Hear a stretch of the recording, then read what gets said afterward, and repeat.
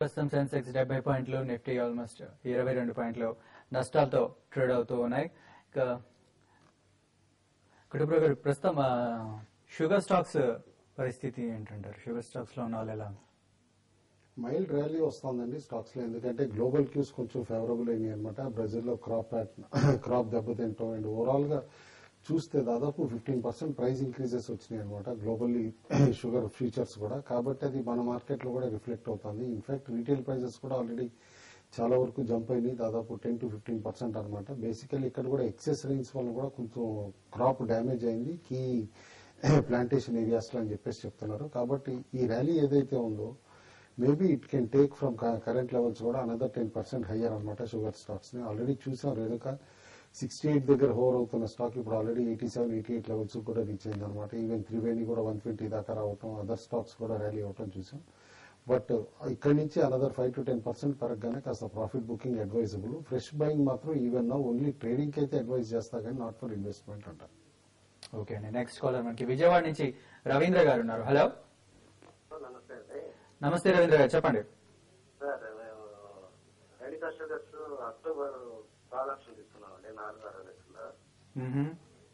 Sir అది stop loss ఎట్లా పెట్టుకోవాలి, ప్రాఫిట్ బుకింగ్ ఏమైనా చేసుకోవాలి చెప్తారని చేశాను సార్. అక్టోబర్ చెప్పుకున్నట్టు షుగర్ స్టాక్స్ అన్ని కూడా బాగా చాలా స్ట్రాంగ్ ఉన్నాయండి. రీసెంట్ గా చూస్తే 70 రూపీస్ నుంచి జస్ట్ ఒక 10 days back Renuka sugar price చూస్తే 70, ఇప్పుడు కరెంట్ లెవెల్స్ లో 86 చాలా స్ట్రాంగ్ ఉంది. ఇంకోటి మీరు గ్లోబల్ గా కూడా కొంచెం 6-7 months హైస్ లో షుగర్ ప్రైసెస్ ఉన్నాయి కాబట్టి స్టాక్ ఇంకా పెరగడానికి కూడా అవకాశం ఉంది. మీరు స్టాప్ లాస్ విషయానికి వస్తే అరౌండ్ 82 దగ్గర మీరు స్టాప్ లాస్ పెట్టుకోండి. నెక్స్ట్ మంత్ అంటారు కాబట్టి 95 to 96 ఆ లెవెల్స్ వెళ్లే అవకాశం ఉంది. ఈవెన్ 100 కూడా టచ్ కావడానికి అవకాశం ఉంది. షుగర్ స్టాక్స్ పెరిగినా కూడా చాలా ఫాస్ట్ గా పెరుగుతాయి, పడినా కూడా అదే విధంగా ఉంటుంది. కాబట్టి నేను అనుకోవడం ఏంటంటే ఈవెన్ మార్కెట్ కొంత వీక్ ఉన్నా కూడా ఇవి మాత్రం అవుట్ పర్ఫార్మ్ చేసే అవకాశం కనపడుతుంది. కాబట్టి మీరు మనకి క్యాష్ లో 82 దగ్గర స్టాప్ లాస్ పెట్టుకుని మీరు కాల్ పొజిషన్ మీరు హోల్డ్ చేయండి. నెక్స్ట్ గూడూరు నుంచి కాంతారావు గారు ఉన్నారు. హలో, హలో సార్, చెప్పండి కాంతారావు గారు.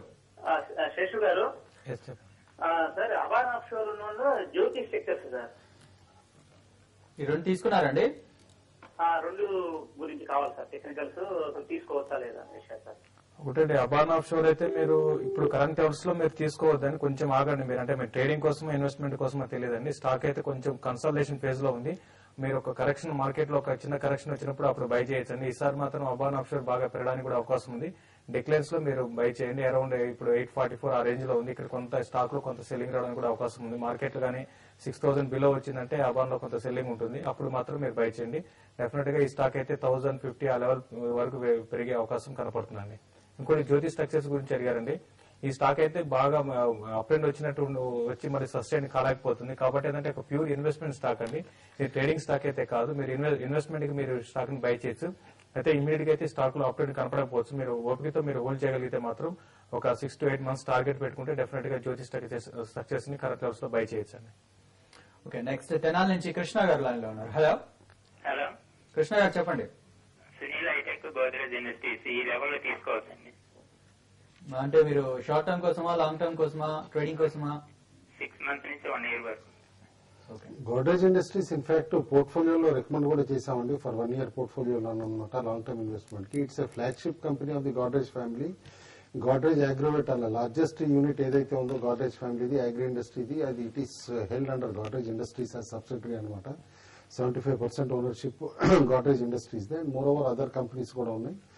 మీరు లాంగ్ టర్మ్ కి definitely stock is a good bet అండి. సునీల్ హైటెక్ కూడా at current levels is definitely good bet. One of the better mid cap engineering stocks అనమాట. Especially EPC and turnkey projects లో మంచి skill ఉన్న company. You can buy at current levels అండి. Next Vijayawada నుంచి రాఘవేంద్ర గారు ఉన్నారు. హలో, హలో సార్, నమస్తే sir. నమస్తే అండి, చెప్పండి. సార్, SSWL 265 లో తీసుకున్నాను సార్. అది షార్ట్ టర్మ్ ఎగ్జిట్ అవచ్చు, హోల్డ్ చేయొచ్చు. ఇంకోటి KPIT సార్ 165 లో తీసుకున్నాను. ఫస్ట్ స్టాక్ ఏదన్నారండి? SSWL. SSWL. Yes sir, steel stripes wheels. Okay, second అన్నారా? Sir both the stocks hold చేయొచ్చండి. స్టీల్ స్ట్రిప్స్ అండ్ వీల్స్ అలా కొత్త యూనిట్ కూడా కమిషన్ అయింది. In fact company is doing extremely well అనమాట. ఇప్పుడు ఇక on the way to becoming largest wheel exporter of the country కూడా. ఇన్ఫాక్ట్ లీడింగ్ బ్రాండ్స్ లైక్ ఆడి, BMW వీళ్ళందరికీ కూడా ఇప్పుడు అప్రూవ్డ్ సప్లైర్ అయ్యారు. ఈ స్టాక్ మీరు ఆన్ అండ్ ఆఫ్ ట్రేడింగ్ అని చెప్పేసి కొనద్దు, ఇన్వెస్ట్మెంట్ బెట్ కింద ఉంచుకోండి. ఉంచుకుంటే స్టాక్ 350 to 400 లెవెల్స్ కూడా రీచ్ అవ్వచ్చు అని చెప్పేసి అనుకోండి. నెక్స్ట్ ఫక్రుద్దీన్ గారు కడప నుంచి లైన్ లో ఉన్నారు. హలో హలో ఫక్రుద్దీన్ గారు చెప్పండి. అండి రిలయన్స్ ఇండస్ట్రీస్ అండి 200 షేర్స్ తీసుకున్నాను అండి. 1916లో తీసుకున్నామండి. మా టార్గెట్ వచ్చి 1116 పెట్టుకున్నాము. ఇప్పుడు ప్రెసెంట్ ఎలాగండి? రిలయన్స్ ఇండస్ట్రీస్ అయితే లాస్ట్ 2-3 ట్రేడింగ్ సెషన్ లో కొంత వీక్ గా ఉందండి. అయినా కూడా ఈ స్టాక్ రీసెంట్ క్లోజ్ నుంచి అంటే 920 నుంచి బాగా 1040, 1030 ఆ లెవెల్ వచ్చింది.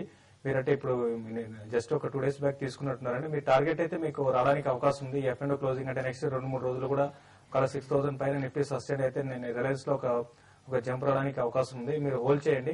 మరి ఇంత తక్కువ టార్గెట్ కాకుండా కొంతకాలం హోల్డ్ చేయగలిగితే మాత్రం మీ స్టాక్ ఇక్కడ నుంచి బాగా ఒక 10 to 15% నెక్స్ట్ 6 months లో పెరిగే అవకాశం ఉంది. నెక్స్ట్ ఇండెక్స్ ని కూడా లీడ్ చేసే అవకాశం ఉంది. కాబట్టి మీరు 1-2 రోజుల కోసం కాకుండా కొంతకాలం హోల్డ్ చేయండి. ఓకే, నెక్స్ట్ సత్తుపల్లి నుంచి ప్రసాద్ గారు లైన్ ఉన్నారు. హలో హలో, జిఎంఆర్ ఈ రేట్లో తీసుకోవచ్చండి. ఇప్పుడు 58 రూపీస్ అట్టుంది. ఇన్ఫ్రా జిఎంఆర్ ఇన్ఫ్రా ప్రస్తుతం current market highly range bound stock అయిపోయిందండి. బిట్వీన్ 56 to 64 వైడ్ బ్యాండ్ లో అనమాట. అండ్ మోరోవర్ ఫ్రెష్ ఏ న్యూస్ ట్రీజర్స్ కూడా లేవన్నమాట స్టాక్. మీరు లాంగ్ టర్మ్ ఎక్స్ట్రీమ్ మీ పేషెన్స్ కూడా టెస్ట్ చేయొచ్చు స్టాక్ అనమాట. లాంగ్ టర్మ్ వ్యూ తోటి అయితేనే బై చేయండి. But with short term medium term అయితే మాత్రం అవాయిడ్ చేయండి. ఓకే, నెక్స్ట్ విశాఖపట్నం నుంచి సూర్యారావు గారు లైన్ లో ఉన్నారు. హలో హలో సూర్యారావు గారు చెప్పండి.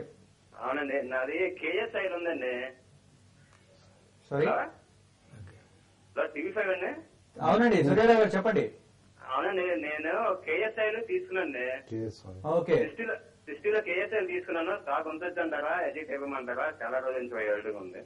ఓకే, ఒకటి మీరు అన్నట్టుగా కేఎస్ఆర్ గాని చూసి ఈ మధ్య ఏమాత్రం కూడా మిడ్ క్యాప్ ర్యాలీలో పార్టిసిపేట్ చేయడం లేదండి. అయితే ఇప్పుడున్న పరిస్థితుల్లో మీరు స్టాక్ నుంచి ఒకసారి ఎగ్జిట్ అయిపోయి దీనికన్నా బెటర్ స్టాక్ ని చూస్ చేసుకోమంటారు. ఎందుకంటే కంటిన్యూగా చూస్తున్నాము మార్కెట్ లో పెరుగుతున్నా కూడా ఈ స్టాక్ లో ఎటువంటి అప్డేట్ కనపడలేదు. కాబట్టి ఇమీడియట్ కూడా ఈ స్టాక్ పెద్దగా పెరిగే అవకాశం లేదు. కాబట్టి ఒకసారి మీరు ఎగ్జిట్ అయిపోయి వేరే ఈ డిక్లైన్స్ లో మార్కెట్ లో ఏమాత్రం కరెక్షన్ వస్తే దీనికన్నా బెటర్ స్టాక్ ని మీరు చూస్ చేసుకోమని చెప్తానండి. ఓకే, కుటుంబరావు గారు ఇక మార్కెట్ ఎండింగ్ క్లోజింగ్ ఎలా ఉంటుందంటారు? ఈ డిపెండ్స్ అపాన్ సుప్రీంకోర్టు వర్డిక్ట్ అండి. ఇప్పుడు ఎట్లయినా మన ప్రోగ్రామ్ కంప్లీట్ అయిన కాసేపటికే మొదలవుతుంది అనమాట సుప్రీంకోర్టులో వర్డిక్ట్ డెలివర్ చేయడం కూడా. కాబట్టి దాని ఇంపాక్ట్ ని బట్టి మార్కెట్ క్లోజింగ్ కూడా ఉంటుంది. Forget about global cues, domestic news లోనే చూడమంటాను. బట్ ఇందాక చెప్పినట్టే 6000 కింద హోవర్ అవుతా ఉంటే కనుక నిఫ్టీ ప్రిఫరబ్లీ లాంగ్ పొజిషన్స్ కాస్త తగ్గించుకోవడం బెటర్. ఎందుకంటే ఇక్కడ నుంచి next support level is all the way 5960 అనమాట. 5960 కింద 5920 కాబట్టి